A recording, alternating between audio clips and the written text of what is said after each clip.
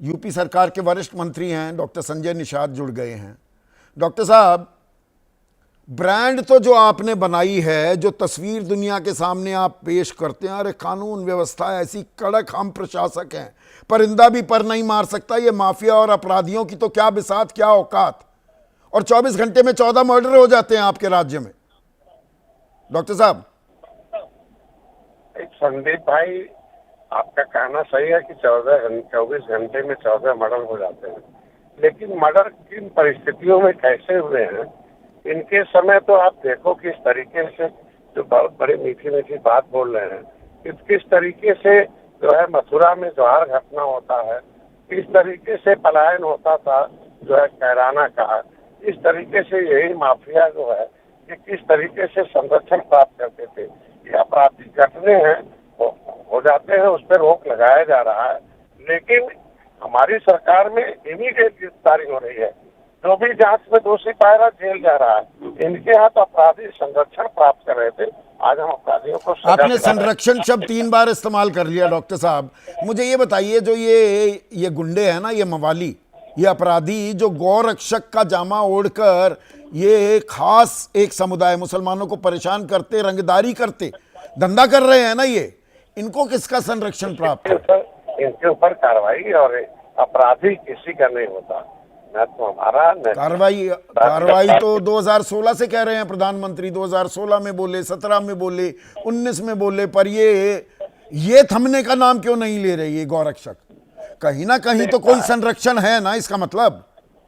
नहीं, संरक्षण नहीं है, ऐसे लोग सिरदरे हैं, बीच में मरते रहते हैं और अपने को वो साबित करना चाहते हैं। इन पर कड़ाई से कार्रवाई सरकार कर नहीं पाती कि भाई हमारी विचारधारा से ही जुड़े हैं, ये तो हिंदूवादी संगठन है, कार्रवाई कर रही है। मुसलमान के पिटाई विटाई हो जाए कोई फर्क नहीं पड़ता, वो तो हमें वोट देते भी नहीं है। नहीं, जांच में जो दोषी पाया जाता है उसके खिलाफ कार्रवाई होती है। अच्छा, जांच होती है? निश्चित रूप से जांच होती है या रफा दफा कर दिया जाता है मामले को? नहीं, रफा दफा नहीं। अगर जिस तरह हमारे यही है, तो हमारी सरकार में क्या कहते हो, रसूखदार हो, जांच होने दोषी पाए जाने तो उनके खिलाफ कड़ी कार्रवाई होगी और आगे भी होगी। जो भी होगा इसमें दोषी, उसके खिलाफ कार्रवाई होगी और कहीं अपराधियों की जगह नहीं है।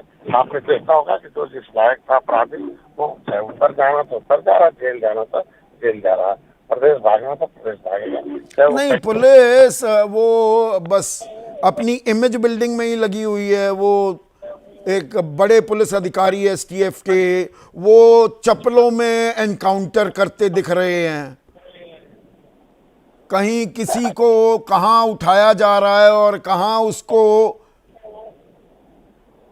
फरार बताया जा रहा है। ये सारी चीजें हैं, ये बड़ी वेल कोऑर्डिनेटेड हो रही हैं क्या उत्तर प्रदेश में? डॉक्टर साहब, कभी विपक्ष भी अपराधियों का मनोबल बढ़ाता है। अच्छा, विपक्ष बढ़ाता है अपराधियों का मनोबल? कभी कभी बनाता ही है ना, जाति का नाम लेकर कभी कोई और हो जाता है, तो इसके वजह से उनके मनोबल बढ़ते रहते हैं। आज के दिन में उनके विपक्ष के बयान भी आते रहे, तो एकदम अपराध धीरे धीरे वो खत्म की तरफ जा रहा। बहुत कुछ हुआ, आप पहले आप ही का देखें ना किस तरीके की पहले की सरकारों में। यूपी पुलिस तो आजकल आम आदमी को ही डराती घूम रही है। आप कह रहे हैं कि विपक्ष भड़का रहा है। वो मीरापुर वाला चुनाव, जो 9 सीटों पर विधानसभा के उपचुनाव हुए थे, पुलिस का दरोगा ही सीधे गोली तान रहा है लोगों पर, वोटर पर। ये तो तस्वीरें आपने भी देखी, मैंने भी देखी। अभी धीरे धीरे ऐसे देखिए, कुछ ऐसे भी अधिकारी है, दरोगा पुलिस है, जो कभी कभी उनकी वो ऐसे ही काम कर देते हैं जैसे सरकार की छवि खराब हो। मैं बार बार कहता हूँ, 1-2-4% अधिकारी हैं जो वो ऐसा काम करते हैं कि जिससे सरकार की छवि नहीं, संभल में हिंसा हो जाती है और हिंसा करने वालों के पोस्टर बनने चाहिए, उनकी तस्वीरें चस्पा होनी चाहिए, संभल में हो जाता है। दूसरी जगह मथुरा में रामजीलाल सुमन के घर पर जो हमले किए जाते हैं, पता ही नहीं लगता कौन है भाई ये, वो कौन सी करनी सेना, ये फर्जी सेना जो बनी रहती हैं, उनमें किसी के नाम को चिन्हित नहीं किया जाता। अगर मुसलमान नमाज अदा करते हैं काली पट्टी अपने बाजू पर बांधकर, तो 300 से ज्यादा लोग नामजद हो जाते हैं। देखिए, अभी आपने देखा होगा कि सुमन जी छत पर आप नमाज नहीं अदा कर सकते। पुलिस का काम क्या है? पुलिस अपना काम कर रही है या कुछ राजनीतिक एजेंडा फॉलो कर रही है? नहीं, इबादत के तरीके हैं ना। अगर आपके लिए कई जगह न हो, आप जब पहले से तय है कि कहाँ नमाज पढ़ना, कहाँ नहीं पढ़ना, कैसे पढ़ना है, जब कोई जगह न हो तो उसका परमिशन नहीं देता मतलब है। कोई एक अदना सा सीईओ हाथ में गदा लेकर घूमेगा संभल में, और इंक्वायरी में भी कुछ नहीं निकलेगा, बाद में कुछ निकलता है, दबाव बनता है, तो इससे उत्तर प्रदेश की पुलिस की क्या छवि पेश की जा रही है डॉक्टर साहब? लेकिन कुछ अच्छे अधिकारी हैं, उनको तो आप मतलब सम्मान तो देना ही पड़ेगा, लेकिन जो खराब है उनको दंडित भी होना पड़ता है। आपने देखा होगा कि कोई दंडित भी होना पड़ता है, तो कानून अपना काम तो कर रहा है। कुछ इतना बड़ा राज्य है तो कुछ कमी पेशी भी हो जाती है, पर जो आपके समय में जंगल राज चल रहा था और जो संरक्षण मिल रहा था राजकुमार भाटी अपराधियों को, वो यहाँ कहाँ है? ये तो तुलना ही नहीं हो सकती, ऐसा कह रहे हैं संजय निषाद। नहीं, ये इनका संदीप जी, ये इनका मुहावरा है ये बोलना कि पहले अपराधियों को संरक्षण मिलता था और पहले अपराध बहुत ज़्यादा होते थे।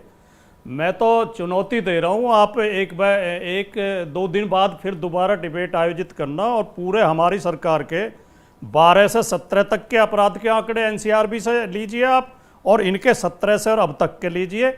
समाजवादी पार्टी के शासन से दुगना अपराध है इस समय उत्तर प्रदेश में, दुगना। पिछली जो लेटेस्ट एनसीआरबी की रिपोर्ट आई है उसमें 23 में आई थी, तो उसमें 10 मर्डर रोजाना और 11 रेप और 20 अपहरण, और ये हालात उत्तर प्रदेश के हैं। अभी अश्विनी जी कह रहे थे कि वो बड़ा गिरोह नहीं है, कोई माफिया। अभी सूरजपुर में 2 लड़कियों का अपहरण हुआ है नोएडा से, ग्रेटर नोएडा से। 2 लड़कियों को गाड़ी में जबरन डाल के ले गए, उन्हें गाजियाबाद ले गए, गाजियाबाद से मेरठ ले गए, मेरठ से हापुड़, हापुड़ से बुलंदशहर। एक लड़की बीच में फेंक दी चलती गाड़ी में से, उसकी मृत्यु हो गई। दूसरी के साथ रेप किया, वो फिर थाने पहुंची, उसने रिपोर्ट लिखाई। इस तरह की घटनाएं रोजाना हो रही हैं। उत्तर प्रदेश के हालात इनसे बहुत ज़्यादा खराब हैं जितना आपके शो में बताया नहीं, गया। आंकड़े आपने जो दिए हैं वो दुरुस्त हैं। एक सेकंड राजकुमार भाटी, पर आप जमीन से जुड़े हुए भी, आजकल राजनीति में भी लोग जमीन से जुड़े नहीं होते। आप जमीन से, गांव देहात से, कस्बे से जुड़े हुए हैं, खड़ौंजों, गली खड़ौंजों में जाते हैं। ईमानदारी से इस बात का जवाब दीजिएगा। आम आदमी में, आम उत्तर प्रदेश वासी में एक मानस तो ये है ना, भाई योगी आदित्यनाथ कड़े प्रशासक हैं, कानून, यहां पर कानून का राज तो है। ये एक आम आदमी में सोच है या नहीं है? संदीप जी, एक तो मैं ये बता रहा था, बीच में बात रहेगी कि बॉलीवुड के 2 उनका कलाकारों का अपहरण होता है उत्तर प्रदेश में, मुंबई से बुला के, और उन्हें घुमाया जाता है, उनसे रंगदारी वसूली जाती है। पुलिस को कानों कान खबर नहीं लगती। और उसका कासगंज का आपने वो पढ़ा होगा अपराध जो है, एक अपने मंगेतर के साथ लड़की जा रही थी, उसके साथ सामूहिक रेप हुआ, उसका अपहरण हुआ, मंगेतर को हथियार के बल पे रोक के रखा गया। जो अपराधी थे उनमें एक बीजेपी का नेता निकला, और अब 1.5 महीने में वो कल बेल पर रिहा हो गया है, 1.5 महीने में जेल से बाहर आ गया है। मैं ये कहना चाहता हूं, आपके शो में आदरणीय विक्रम सिंह जी भी बैठे हैं जो कानून के जानकार हैं। मैंने भी कानून की पढ़ाई की है। दुनिया भर के विधि विशेषज्ञ ये बताते हैं, और जो अपराध पर रिसर्च हुई है वो ये बताती हैं कि अपराधियों को मारने से या सख्ती से कभी अपराध कम नहीं जाए, कानूनी प्रक्रिया का पालन हो तो अपराध रुकते हैं। ये जो ये दिखा रहे हैं कि हमने मार दिया, अपराधियों को गोली मार दी, ये तो डबल क्राइम हो रहा है।